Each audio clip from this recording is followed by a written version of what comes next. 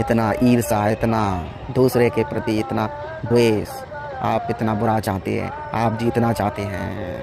इस संसार में आप हर व्यक्ति को हराकर आगे निकलना चाहते हैं। मालिक के द्वारा आपको जीवन मानवता प्रेम पूर्वक रहने के लिए दिया गया है, लेकिन तुम दूसरे को हराकर जीत कर आगे बढ़ना चाहते हो। और यदि रास्ते में दूसरा आ जाए तो तुम उसे हर तरीके से हटा देना चाहते हो।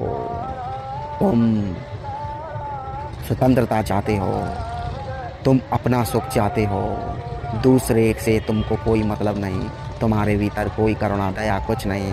तुम इतने स्वार्थी हो गए हो, इतने स्वार्थी हो गए हो कि मालिक तुम्हें देख देख कर रोता है कि मैंने किस लिए तुझे भेजा और तू क्या कर रहा है। निश्चित ही तुम नरक में जी रहे हो। गलत धारणा, इस तरीके से जीने वाला व्यक्ति नरक में जीता है। जो मालिक के छत्र छाया उसके विश्वास में जीता है, वो स्वर्ग में जीता है और अंततः वह स्वर्ग से भी पार हो जाता है, प्रभु शरण में चला जाता है। एक बार प्रभु की नज़र तुम पर हो जाए, उसके लिए तुम्हें अच्छे कर्म करने होंगे।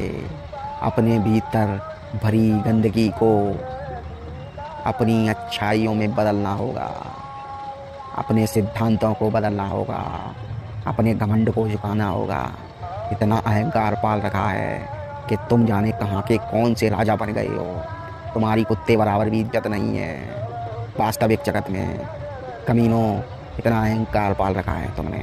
तुम आदमी को आदमी नहीं समझते, व्यक्ति को व्यक्ति नहीं समझते, पशु को पशु नहीं समझते, उन्हें मार कर काट कर खा लेते हो। उस बेचारे की क्या गलती है?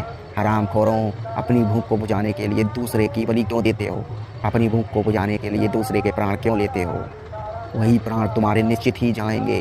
तुम अगर दूसरे को मारोगे तो तुम भी किसी जन्म क्या इसी जन्म में भोगोगे।